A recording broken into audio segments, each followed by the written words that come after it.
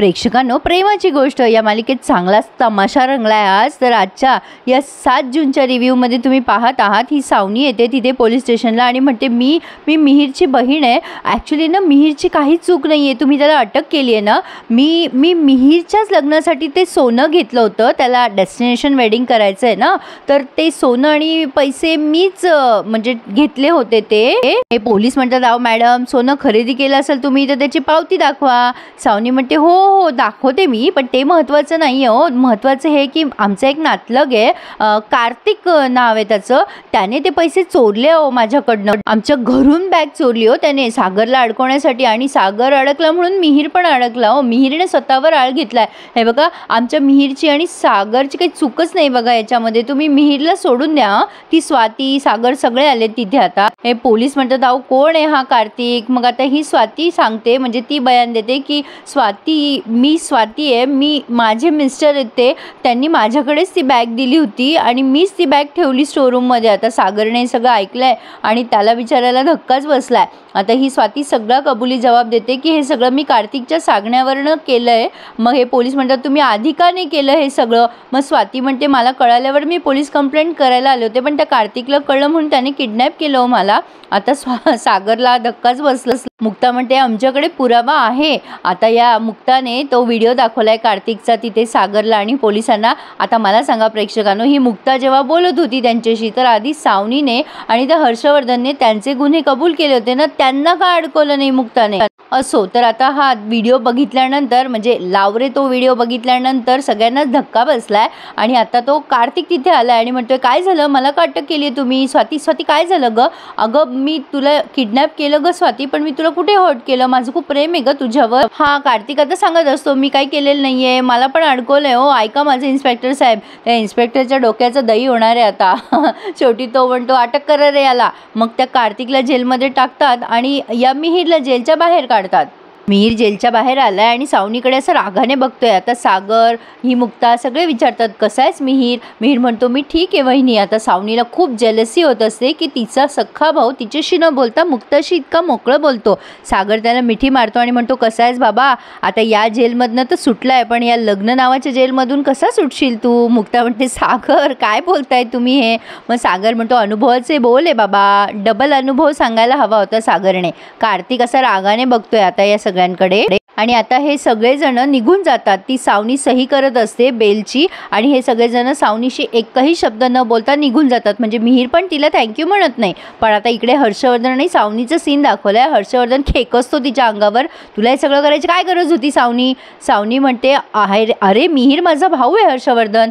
हर्षवर्धन म्हणतो, तुला कळत कसं नाही ग सावनी, तो सागर त्या मिहिरचा राईट हँड आहे. तो जेलमध्ये असला असता तरी सागरला त्रास झालाच असताना, पण नाही, तुझी वेड्या बहिणीची वेडी माया उफाळून आली ना. सावनी म्हणते, हे बघ मला कळतोय हर्षवर्धन, तुला माझा राग येतोय, पण मी मिहिरला जेलमध्ये टाकून सेलिब्रेट नाही करू शकत, ती माझीच हार असेल. मग हर्षवर्धन नाटकं करतो आणि म्हणतो, खरंच ग चुकलं माझं, रागवलंच मी तुझ्यावर, पण काय ना सावनी, तुला माझ्याशी लग्न करायचंय ना. जोपर्यंत तुझा तो प्रिय भाऊ मिहिर हात जोडून पाया पडत नाही ना माझ्या समोर, तोपर्यंत मी तुझ्याशी लग्न करणार नाहीये सावनी. आता असं म्हणून तो निघून गेलाय. हा प्रत्येक वेळेला हिला गुंडाळतोय आणि ही बाई सुद्धा गुंडाळली जातीये. एवढा सुखाचा संसार या बाईनं मोडून ठेवला या माणसासाठी, किती मूर्खपणानं. असो, आपण ही मालिकेपुरती चर्चा करतोय प्रेक्षकांनो. तर आता सागरच्या घरी मात्र आनंदाचं वातावरण आहे. मिहिर त्याच्या लग्नाची सगळी जेवणा खावण्याची तयारी करतोय आणि आता म्हणतोय की बासुंदी काय ठेवायचंय डेझर्टमध्ये. सागर म्हणतो, बासुंदी सोडून सगळं ठेवा रे बाबा. मुक्ता आता अशी हसते. इंद्राबाई म्हणतात, जिलेबी ठेवा बाबा. मग आता मिहिर म्हणतो, चालेल, रसमलाई कशी वाटेल. मग आता ही मुक्ता म्हणते, नॉनव्हेज असेल तर रसमलाईचं कॉम्बिनेशन नाही रे चांगलं वाटणार. लकी म्हणतो, वहिनी गुलाबजामुन ठेवूयात. मग आता मुक्ता म्हणते, चालेल. आता या इंद्राताई म्हणतात, जिलेबी पण पाहिजेच हा. मग आता डन ठरलंय यांचं सगळं. सागर हात जोडून म्हणतो, फक्त बासुंदी नका ठेवू रे बाबांनो. आणि सगळे हसायला लागतात. बासुंदीचा एक्सपिरियन्स तुम्हाला माहितीच असेल ना सागरचा. असो, तर आता ही मुक्ता विषय काढते, कॉस्ट्युमचं काय करायचं? ए मिहीर, तुझा कॉस्ट्युम मी आणि तुझा दादूसच ठरवणार. मम्मी, आम्ही नऊवारी घातली तर चालेल का तुम्हाला? आम्हाला सगळी तयारी करावी लागेल मॅचिंग वगैरे. मग आता ही मुक्ता एवढी एक्साइटमेंटमध्ये म्हणते नऊवारी नेसू, पण आता इंद्राताई तिच्या आनंदावर विरजण घालत म्हणतात तू ना कोळीचे कॉस्ट्युम घाल, त्यात तू जास्ती चांगली दिसते. आता मुक्ता म्हणते बरं बरं मम्मी, ठरवूयात आपण. मुलांचे कपडे पण आम्हीच ठरवणार आहोत आणि मिहीर तुझं कॉस्ट्युम पण आम्ही ठरवणार आहोत. मुक्ता आता असं बोलत असताना मिहीर तिच्याकडे एकटक बघायला लागतो. मुक्ता म्हणते मिहीर, अरे काय झालं, असं का बघतोयस? आता तेवढ्यात तिथे सावनी आली आहे. मिहीर त्याच्या गुडघ्यावर उभं राहून म्हणतो वहिनी, माझ्या लग्नात तू माझी करवली होशील ना?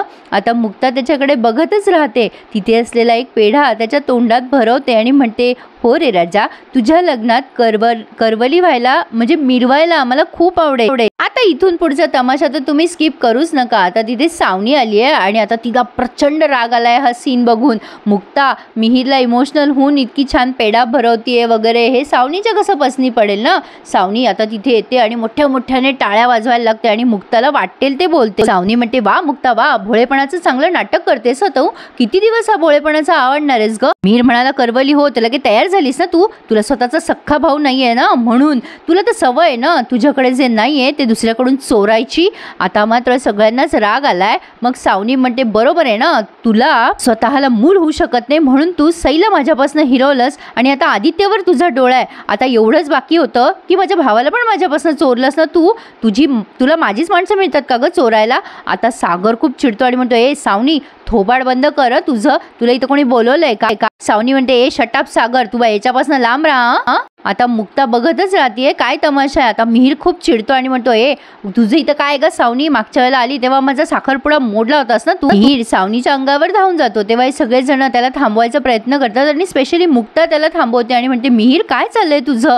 मिहीर म्हणतो ए सावनी, का माझ्या आयुष्यात येते, आमच्या सगळ्यांच्या आयुष्यात येते आणि त्रास देते? अगं तुला लांब राहा हे किती वेळेला सांगायचंय आमच्या सगळ्यांपासनं. मला, माझ्या दादूसला, वहिनीला, आम्हाला कोणालाही तुझ्याशी काही घेणं देणं नाहीये. तुला काय करायचं ते कर आणि मर तिकडेच. आता मुक्ता म्हणते मिहीर, अरे असं बोलत असतात का? काय बोलतोयस तू वेड्यासारखं? हे आता ही मुक्ता तिची बाजू घेतीये तर ही तिलाच बोलते सावनी आणि म्हणते बघ बघ ती मुक्ता कशी नाचवते तुला मिहीर तिच्या तालावरती. मी जरासं तुला काळजीपोटी बोलले तर तू माझ्या अंगावर धावलास, रागवलास. काय झालंय काय तुला मिहीर? रे कुठल्या जन्माचा बदला घेतोयस मिहीर? अरे बघ कशी हक्क दाखवते ही तुझ्यावरती. मी सगळं इथे असं उघड्या डोळ्याने नाही बघू शकत, मी खपूनच नाही घेऊ शकत. तसंही तुला तुझी सख्खी बहीण असताना तुला या अशा दुसऱ्या बहिणीची गरजच नाहीये. आणि मिहीरच्या लग्नाचे सगळे रीतिरिवाज मी बहीण म्हणून पार पाडणार आहे. आता मिहीर म्हणतो हे बघ सावनी, मी तुला आधी पण सांगितलं होतं, आता पुन्हा सांगतो, तुझ्यासारख्या बहिणीची मला गरजच नाहीये. मिहीर खूप रूडली बोलतोय आणि याला कारण स्वतः सावनीच आहे. सावनी सगळ्यांशी कशी वागते ना. आता ही सावनी म्हणते अरे असं का बोलतोय मिहीर, गरज नाही म्हणजे? हे बोलताना तुला काहीच वाटत नाहीये का? आपल्या लहानपणीच्या आठवणी काही आठवत नाही का रे तुला? मिहीर लक्षात ठेव, रक्ताचं नातं हेच खरं नातं असतं. आज ही नव्हती आली, मी आले होते तुझ्या मदतीला भाऊन. अरे सगळे आळ तू तुझ्यावर घेतले. हे जेव्हा मी ऐकलं ना तेव्हा मला खूप वाईट वाटलं रे मिहीर. आयुष्यात पहिल्यांदा मी हर्षशी भांडले. अरे मी तुला शिक्षा होऊ नये म्हणून त्याच्याशी भांडले ना. कोणासाठी? तुझ्यासाठीच ना. आता हा मिहीर म्हणतो बरं बरं धन्यवाद सावनी मॅडम. अरे माझ्यावरचे केलेले उपकार मोजून दाखवते ही बाई. सावनी म्हणते अरे नाही मी उपकार मोजते, मी फक्त माझं कर्तव्य केलं. मी तुझ्यासाठी आले रे मिहीर इथे. मला माहित होतं हे सगळे अंगावर येतील माझ्या, वाटेल तसा माझा अपमान करतील, पण मला काही फरक नाही पडला रे मिहीर. ए राजा तू माझ्यासाठी महत्वाचा आहे. आता इथे आल्यावर मला कळलं की ही तुझी बहीण व्हायचा प्रयत्न करतेय. ही तुझ्या मनात माझ्याबद्दल विष कालवतीये, म्हणूनच तुला करवली म्हणून ही हवी आहे, मी नाही. मिहीर म्हणतो झालं ना, कळलं ना तुला. आता तुला आणखीन कोणत्या शब्दात सांगायचंय? निघ ना इथून. सावनी म्हणते अरे असं का बोलतोयस मिहीर? अरे बहीण आहे रे मी तुझी. उद्या जर का मला तुझी गरज असली तर तू येणार नाही का? तुझी बहीण आनंदात असावी, तिचा संसार सुखाचा असावा, असं नाही का वाटत तुला? आता मिहीर म्हणतो सावनी, तुझा सुखाचा संसार या वास्तूमध्ये सुरू होता तो तू स्वतः मोडला ग, तुझ्या हाताने, स्वतःच्या हाताने स्वतःचा संसार मोडला आणि आता आम्हाला ऐकवतेस का? अरे दादूसीचं काय करायचं? सावनी म्हणते हो मोडला मी माझा संसार. तो संसार सुखाचा होता असं तुला वाटते मिहीर, पण मला नव्हतं ना वाटत, म्हणून मी हे घर सोडून गेले. मी आता हर्षवर्धन सोबत खूप खुश आहे, मला हर्षवर्धन सोबत लग्न करायचंय. आता सागर तिच्याकडे असा बघत असतो. असतो. इंद्राताई चिडतात आणि म्हणतात, ए तू आणि तुझं 6 फुटी बैल काय करायचं ते करा, आमच्या घरात तुझ्या लग्नाच्या गोष्टी कशाला करते, बघ सागऱ्या कशा चोराच्या उलट्या बोंबा चालल्या. सागर म्हणतो, अगं आई ही न जळतीये, अगं आज मीरचं लग्न होतंय, उद्या कोमलचं होईल, लकीचं होईल, सगळ्यांचे लग्न होतील. ही सावनी ना फक्त सावनी एकटीच राहणार आहे आणि तो हर्षवर्धन आहे ना हिच्याशी कधीच लग्न करणार नाहीये. या मुक्ताला खूप कीव आली आहे आता या सावनीची. मग आता या मिहीरने खूप ऐकवलंय सावनीला अजून, काय ग सावनी तुला नेहमी मुक्ता वहिनीशी कंपेअर करायचं असतं ना स्वतःला, पण मुक्ता वहिनी तुझ्यासारखी नाही आहे ग स्वार्थी, तू स्वतःचाच विचार करतेस, पण मुक्ता वहिनी तशी नाही आहे, तू स्वार्थी आहेस ना म्हणूनच तू आज एकटी आहेस, तुझ्यासोबत कोणीच नाही आहे. मग आता सावनी म्हणते, नाही रे नाही मिहीर मी एकटी नाही आहे रे, हर्षला खरंच माझ्याशी लग्न करायचं आहे. हे बघ त्याची फक्त एकच अट आहे की तू भाऊ म्हणून यावंस आणि माझ्या लग्नाचं प्रपोजल घेऊन त्याच्याकडे जावंस. आता सगळेजण हिच्याकडे बघतच राहतात की ही अशी कशी अट घातली त्या हर्षवर्धनने. सावनी अगदी कळवळीने म्हणते त्याला, येशील ना रे मिहीर भाऊ म्हणून, तू येशील ना माझ्या लग्नाचं प्रपोजल घेऊन. आणि आता तिच्या डोळ्यात अश्रू आहेत आणि ती त्या मिहीरचा हातात घेऊन अपेक्षेने त्याला विचारतीये. मिहीरला काही कळे नाही अशी काय बडबडतीये. आणि प्रेक्षकांनो हा भाग त्यांनी इथेच पूर्ण केलाय. पण आता मिहीर अगदी स्पष्टपणे सांगतो की तू मला बहीण म्हणून मेली आहेस. पण आता हा तमाशा तुम्हाला उद्या बघायला मिळणार आहे. सावनीला खूप वाईट वाटत असं, किती झालं तरी एक स्त्रीच आहे ना ती. मिहीर तिला ओरडतो आणि म्हणतो, एवढं बोलतोय मी तुला तरी तू निर्लज्जासारखी इथे उभीच आहेस ना सावनी. मग आता या सागरला पण कसं तरी होतंय. पण सावनी आता मुक्ताकडे जाते आणि म्हणते, बोल मुक्ता आता मी काय करू. आता मुक्ता म्हणते, मी शब्द देते, मी मिहीर सोबत येईल हर्षवर्धनकडे आणि तुमच्या लग्नाचं प्रपोजल त्याच्या पुढे ठेवेल. आता प्रेक्षकांनो या मुक्ताला कीव आली आहे का मुक्ताला सावनीचा पिच्छा सोडवायचा आहे, हे मला तुम्हीच कमेंट करून नक्की कळवा हा प्रेक्षकांनो. आणि आवडलाय ना आजचा भाग, छान वाटला ना डिटेलमध्ये, तर मग प्लीज लाईक करा, चॅनलला सबस्क्राईब करा आणि प्रेमाच्या गोष्टीचा रिव्ह्यू ऐका आपल्या चॅनलवरती. धन्यवाद.